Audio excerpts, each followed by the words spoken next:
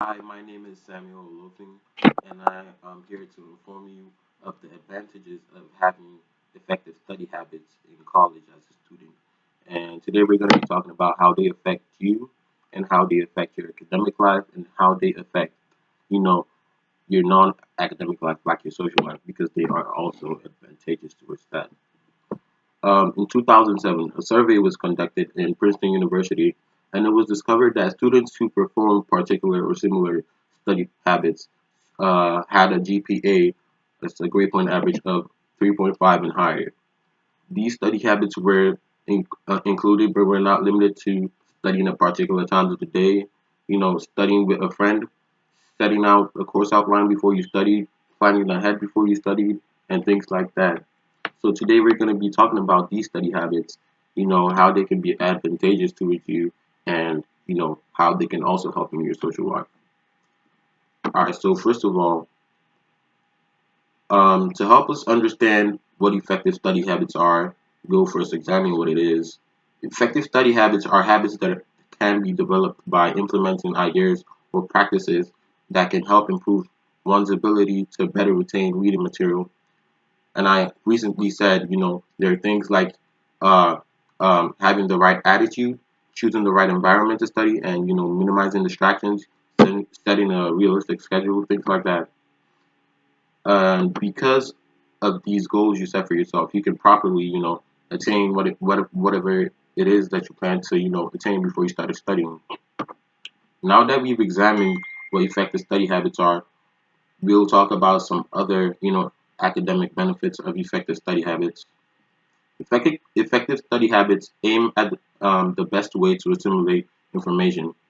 This means that effective study habits, lead to things like higher grades and a higher GPA in total.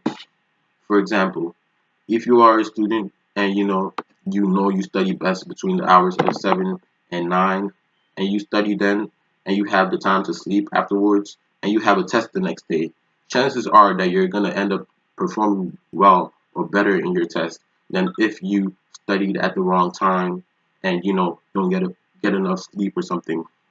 And yeah, that's an example of having an effective study habit.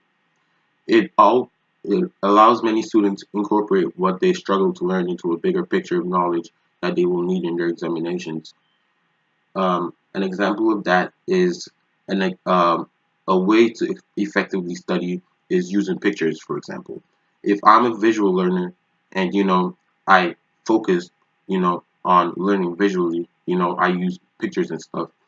The chances that I'm gonna do better or learn more things using visual aids are higher than the chances I'm gonna learn something using something else, like like words or something like that.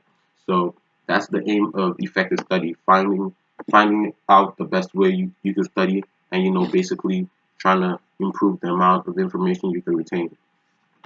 Okay, now that we've examined some benefits of effective study in your academic life, we'll examine some non-academic benefits of effective study.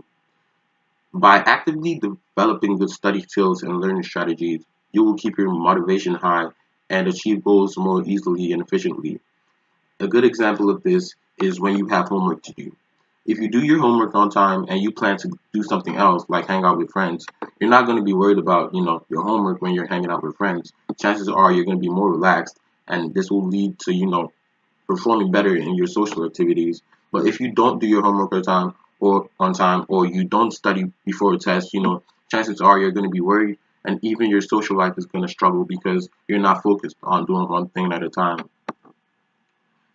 Another good example of this is in the case I personally I have experience not studying properly before.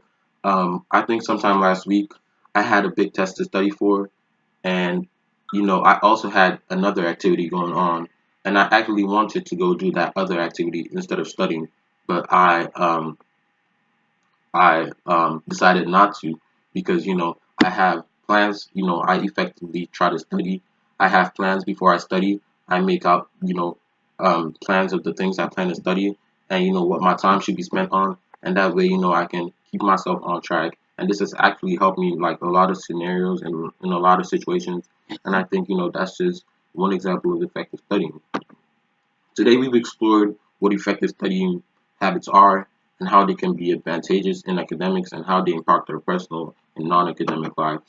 Now, while effective study habits have a lot of benefits in both academic and non-academic life, it still takes a lot of practice to develop them. It's not something you can get in a day, so you have to keep on practicing to develop them.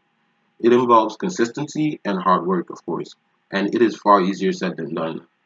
But once you have these habits, once you get to develop these habits, research shows that its benefits far outweighs the ease of not doing it or ignoring them. Um, thank you.